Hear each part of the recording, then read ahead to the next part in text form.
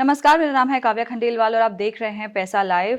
और जैसा कि आप जानते हैं कि बजट 2026 अब आ चुका है और यूनियन बजट 2026 ने इलेक्ट्रॉनिक्स और सेमीकंडक्टर मैन्युफैक्चरिंग पर खास फोकस किया है।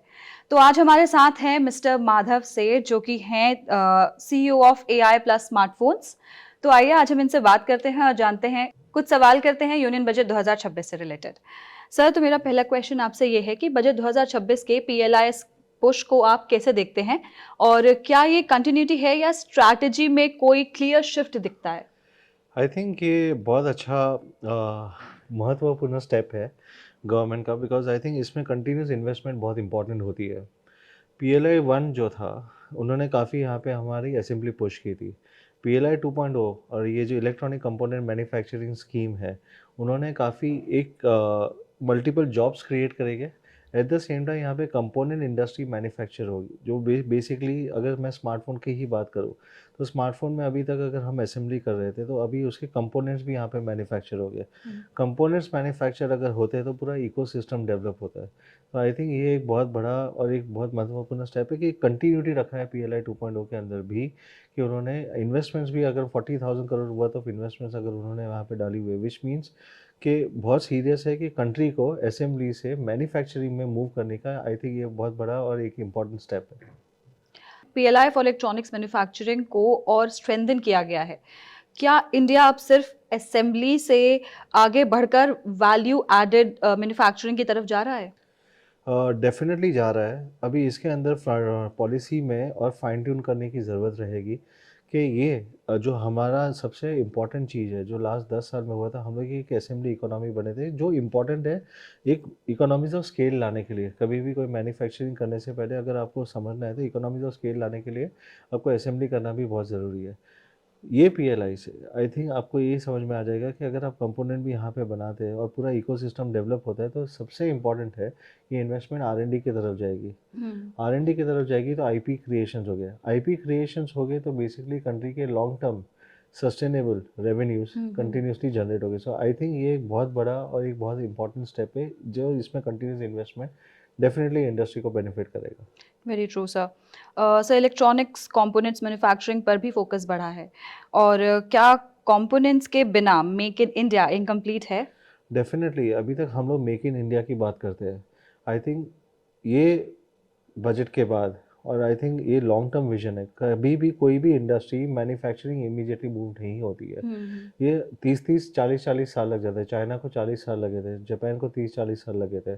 इंडिया आई थिंक हम लोग अभी फर्स्ट नेशन स्टेज पे है, जो 10 साल हुए। आई थिंक इसमें कंट्रीज इन्वेस्टमेंट काफ़ी ज़रूरी होती है। तो कहने का मतलब है फ्रॉम मेक इन इंडिया से अभी हम लोग डायरेक्शनली हम लोग अभी design in India, value creation in India, हम लोग यहाँ पे कैसे IPs इन इंडिया और कैसे हम लोग मैन्युफैक्चर इन इंडिया पे मूव करेंगे। I very think true. That is the most important thing. क्या यूनियन बजट 2026 इस गैप को फिल कर पा रहा है? यूनियन बजट 2026 ये ब्रिज है वो डेस्टिनेशन पे पहुंचने के लिए। अगर हमारा गोल कंप्लीट मैन्युफैक्चरिंग विद इकोसिस्टम है, जैसे अगर आप देखेंगे तो इसके अंदर काफ़ी कुछ मल्टीपल स्मॉलर स्कीम्स है, जैसे डिज़ाइनिंग इंसेंटिव्स है जो PLI सेमीकंडक्टर्स के अंदर आती है। काफ़ी कुछ है जो इसके अंदर रेयर अर्थ मटेरियल्स का, आई थिंक मिनरल्स का यस हमने यस। जो बात किया है यहाँ पे बजट के अंदर, ये सारे एक चीज़ है जो इकोसिस्टम पूरा डेवलप हो रहा है। डेवलप होने के लिए जो टाइम लगेगा, डेफिनेटली वो टाइम लगेगा ही लगेगा। So at the same point of time I believe कि we are on a right direction. ये जो बजट है वो ब्रिज है towards the end goal. Semiconductor manufacturing के लिए जो इनिशिएटिव लिया गया है, जो कि है सेमीकंडक्टर मैन्युफैक्चरिंग 2.0, तो क्या आपको लगता है कि क्या ये इनफ है ग्लोबल प्लेयर्स को अट्रैक्ट करने के लिए इंडिया में? मैं आपको एक ही चीज़ बताऊंगा, ये चीज़ हर बार हम लोग को इन्वेस्टमेंट के एंगल से नहीं देखनी चाहिए। डेफिनेटली अगर सेमीकंडक्टर जो इन्वेस्टमेंट चाइना या US कर रहा है, अगर उसके कंपैरिजन्स में हम इंडिया में देखेंगे तो काफ़ी कम है। बट क्या हमारी इंडस्ट्री रेडी है वो चीज़ को एक्सेप्ट करने के लिए भी? इंडस्ट्री भी उतनी रेसिप्रोकेट करनी चाहिए। Yes yes. इंडस्ट्री में उतने स्किल सेट होने चाहिए। इंडस्ट्री के पास उतना टेक्निकल नॉलेज होना चाहिए और टेक्निकली इक्विपमेंट्स होने चाहिए। जो हिसाब से अगर मैं ये बजट में देखूँ तो कैपिटल गुड्स ऑन इलेक्ट्रॉनिक्स में भी सब्सिडीज आई हुई है। सो लॉट ऑफ थिंग्स अगर मैं देखूँगा तो काफ़ी कुछ उन्होंने मल्टीपल एंगल से कवर किया हुआ है ये इंडस्ट्री को। So investments over a period of time scale होगी। करंटली हमारी नीड क्या है कि जो हर चीज़ में चिप्स लगती है, जो 2021 में ग्लोबल सप्लाई चेन में सबसे बड़ा इशू आया था वो ये सेमीकंडक्टर और ये चिप्स का था। अगर हम ये चिप्स की बात करते हैं, अगर इंडिया में बनानी चालू की, भले एक हाई नैनोमीटर चिप्स भी हमने बनानी चालू की, भले 2 नैनोमीटर नहीं, पर अगर हम 30 के ऊपर या 40 के ऊपर नैनोमीटर की चिप्स इंडिया में बनाते हैं, तो भी वो मल्टीपल इंडियन स्मार्टफोन यूज़र्स या इंडियन एआईटी इकोसिस्टम्स के लिए काफ़ी कुछ यूज़ में आ सकती है। So first I think we should be focusing on use cases in India, और उसको हम लोग इंडिया से ग्लोबल वैल्यू चेन में कैसे लेके जा सकते हैं उसके ऊपर फोकस होना चाहिए। वेरी ट्रू सर, अगर हमारी प्रोडक्शन या मैन्युफैक्चरिंग अच्छी होगी तभी we can compete with the हमारा ग्लोबल। खुद का कंजम्पशन भी यस काफ़ी है, यस तो अगर हम अपना खुद के कंजम्पशन और यूज़ केसेस के ऊपर फोकस करें तो I think that would be the major success for semiconductor. और फिर उसी जो मास यूसेज है, अगर हमने उसी पे सेमीकंडक्टर पे फोकस किया और उसी पे वो इंडस्ट्री स्पेसिफिक फोकस किया, तो I think we can also add value to the global chain, very true. Because economies of scale बहुत इंपॉर्टेंट है। समवॉट मेरा नेक्स्ट क्वेश्चन इसमें कवर हो रहा है, but still I ask, China, Taiwan, Vietnam जैसे कंट्रीज के कंपैरिजन में क्या इंडिया कॉस्ट और ईज ऑफ डूइंग बिजनेस में कितना कॉम्पिटिटिव है? कॉस्ट के हिसाब से देखिए, मैं आपको अभी भी बता रहा हूँ, कॉस्ट कॉम्पिटिटिव बिकॉज हमारी यहाँ पे जो लेबर कॉस्ट है, मैं अगर आज के दिन में टेक्निकल लेबर कॉस्ट की अगर बात करूँ in terms of electronic manufacturing, हमारी लेबर कॉस्ट और चाइना की लेबर कॉस्ट में 1/5 का डिफरेंस है, विच मीन्स कि वी आर चीपर। तो labour cost we are much cheaper. हम what we have to move is कि हम लोग असेंबली से आर&डी पे कैसे मूव कर सके और वो डिज़ाइंस और आईपीज इंडिया में कैसे कर सके। आज के दिन में सबसे बड़ा प्रॉब्लम यही है कि ग्लोबल ब्रांड्स इंडिया में इंडियन कंज्यूमर्स को एज अ कंजम्पशन मार्केट या इंडियन को as a consumption market use करते हैं। अगर इंडिया में हमारे पास आईपीज नहीं है तो उसके revenues in terms of royalties बाहर ही चला जाएगा, प्रॉफिटेबिलिटी सारी बाहर चली जाएगी, वेरी ट्रू। तो इंडिया में कभी भी वो चीज़ रहेगा ही नहीं।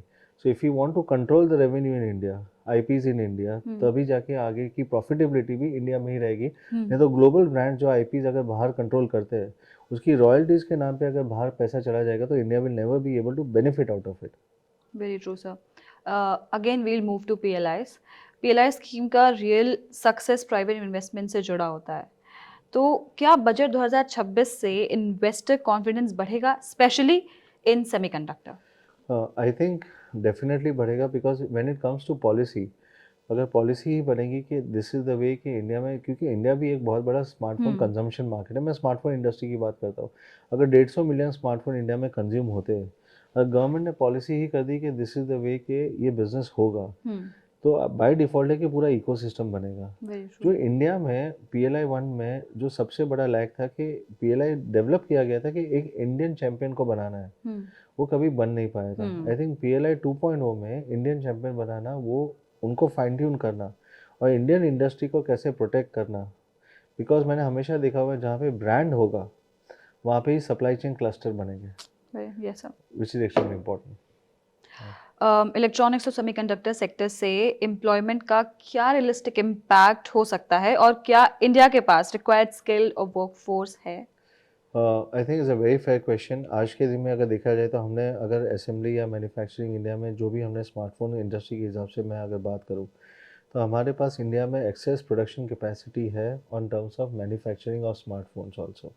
एट द सेम टाइम हमने करोड़ों जॉब्स इसके अंदर हमने डेवलप की है in the electronic segment only, क्योंकि ये पीएलआई जो था उसका पुश काफ़ी आया था कि बेसिकली अगर हम इंडिया में ही मैन्युफैक्चर करते, विच वॉज फ्रॉम के हम लोग CBU model, which is completely build unit model से, जो पहले स्मार्टफोन इंपोर्ट होते थे उसे CKD लेके जाना, which is completely knockdown units, और इंडिया में उसको बनाना, उसके वजह से काफ़ी जॉब क्रिएशन हुई है। पीएलआई 2.0 मतलब कंपोनेंट्स भी अगर यहाँ पे बनेंगे, जैसे कैमरा मॉड्यूल्स है, PCBAs है, अगर वो भी इंडिया में बनेंगे या असेंबल हो गया, डिस्प्ले मॉड्यूल्स है, तो उससे काफ़ी जॉब क्रिएशन होती है। डेफिनेटली अगर आप देखोगे तो यूपी के अंदर नोएडा आज पूरा फुल हो गया इंडस्ट्री से। The reason is only because वहाँ पे इलेक्ट्रॉनिक सेक्टर काफ़ी थ्राइव हो चुका हुआ है। Exactly sir. और सर, MSMEs इलेक्ट्रॉनिक स्टार्टअप्स के लिए बजट 2026 में क्या रियल अपॉर्चुनिटीज़ हैं? क्या ये स्कीम अभी भी लार्जली बिग प्लेयर्स के लिए फेवर में है? आई थिंक इंडिया में स्टार्टअप इकोसिस्टम के लिए ये काफ़ी फेवरेबल पॉलिसीज़ है जो इस टाइम अभी आई है। It is not just about big और small, anybody who wants to try in this particular thing can succeed, क्योंकि ये कंपोनेंट इकोसिस्टम है जो अभी स्टार्ट हो रहा है इंडिया में। इसमें ज़रूरी नहीं है कि डेवलप प्लेयर्स ही चाहिए, इसमें आपको एक टेक्निकल नो हाउ प्लेयर चाहिए जो आपको टेक्नोलॉजी ट्रांसफ़र कर सके, क्योंकि इसमें इंडिया के पास स्किल सेट है, पर वो स्किल सेट को स्किल टेक्निकल नो हाउ में कन्वर्ट करने के लिए आपको एक प्रॉपर जेवीज और प्रॉपर फॉरेन पार्टनर्स या जिसके पास वो स्किल सेट है वो यहाँ पे राइट जेवीज में इंडिया में लाना ज़रूरी है। तो आई थिंक गवर्नमेंट इंटरवेंशन यहाँ पे वहाँ पे लगेगा जहाँ पे ये राइट जेवीज हम इंडिया में राइट टेक्नोलॉजी ट्रांसफ़र करने के लिए मदद कर सकें। Yes sir. क्या पीएलआई पुश से इलेक्ट्रॉनिक्स और चिप्स में इंपोर्ट डिपेंडेंस कम होगी और क्या शॉर्ट टर्म में इंपोर्ट्स और बढ़ने का रिस्क है? डेफिनेटली रिस्क हमेशा रहेगा, बिकॉज कंपोनेंट के प्राइसिंग ग्लोबल सप्लाई चेन से कनेक्टेड होते हैं, और ग्लोबल सप्लाई चेन और कंजम्पशन और डिमांड, जैसे मैं आपको एक सिंपल एग्जांपल दे रहा हूँ, अभी मेमोरी के प्राइसेस 4x हो गए। अगर कोई चीज़ 10 रुपये की थी तो अभी 40 रुपये होगी, जिसकी वजह से अगर आप देखोगे तो आगे इलेक्ट्रॉनिक में जहाँ जहाँ पे मेमोरीज लग रही है वो सारे प्रोडक्ट्स एक्सपेंसिव होते जाएंगे। उसका कारण एक ही है, क्योंकि AI companies they are buying it, because उनको भी अभी ग्लोबल रेस में रहना है कि हम लोग कैसे उसको LLM मॉड्यूल्स को हम लोग सपोर्ट कर सके, उसके लिए उनको मेमोरीज चाहिए। बट आई थिंक ये बबल है जो over a period of time burst होगा। So coming back to India, अगर मैं बात करूँ तो इंडिया ग्लोबल सप्लाई चेन और सप्लाई डिमांड से हमेशा इम्पैक्टेड रहेगा। सो हमारी इम्पोर्ट डिपेंडेंसी रहेगी, बट ये हमेशा एक लॉन्ग टर्म मैराथन है, ना कि स्प्रिंट है कि आज के आज ही उसका रिजल्ट आपको आउटपुट दिखेगा। मैंने जैसे आपको बताया कि चाइना को भी 40 साल लगे, जहाँ पे अभी आज वो लोग एक असेंबली या एक स्वेट शॉप बोलते हैं जिसको इंग्लिश में, स्वेट शॉप से आज एक R&D कंट्री बना हुआ है, राइट। वो 30 से 40 साल मिनिमम लगे थे। So I think we also need lot of patient capital from the government. Obviously R&D में फेलियर्स काफ़ी होते हैं, to need to have that patience and understanding, वो लॉन्ग टर्म होना और लॉन्ग टर्म विजन होना बहुत ज़रूरी है। एग्जैक्टली। अगर हम आज से 5 या 7 साल आगे की बात करें तो क्या बजट 2026 को या कहें बजट 2026 को पीएलआई रोड मैप इंडिया को truly global electronic and semiconductor hub बना सकता है? जैसे कि मैंने बताया कि 2026 का कंटिन्यूटी ऑफ PLI 2.0 ये एक फेवरेबल व्यू है, जिससे क्लियर है कि गवर्नमेंट का पुश है कि इलेक्ट्रॉनिक सेक्टर को आगे बढ़ाना है। इलेक्ट्रॉनिक सेक्टर को आगे बढ़ाना है, इसके लिए PLI 2.0 उन्होंने अनाउंस किया है, और PLI 2.0 being 40,000 crore worth of revenue India के लिए काफ़ी सफिशिएंट है to push the electronic to the next stage of manufacturing. So I think it is a great step. Thank you very much, sir, for joining us. Pleasure. तो pleasure is all ours, sir. तो ये थे mister Madhav सेठ, और इन्होंने हमें काफ़ी insightful knowledge और काफ़ी इंसाइटफुल इन्फॉर्मेशन दी है पीएलआई और इलेक्ट्रॉनिक स्कीम्स और सेमीकंडक्टर्स के बारे में, और हमें काफ़ी कुछ ऐसी जानकारी भी दी है जो शायद हमें सिर्फ बजट 2026 से नहीं मिली थी। तो thank you so much sir आपका यहाँ आने के लिए, और ऐसी और जानकारी के लिए पैसा लाइव को सब्सक्राइब करें और लाइक, शेयर और कमेंट करना ना भूलें।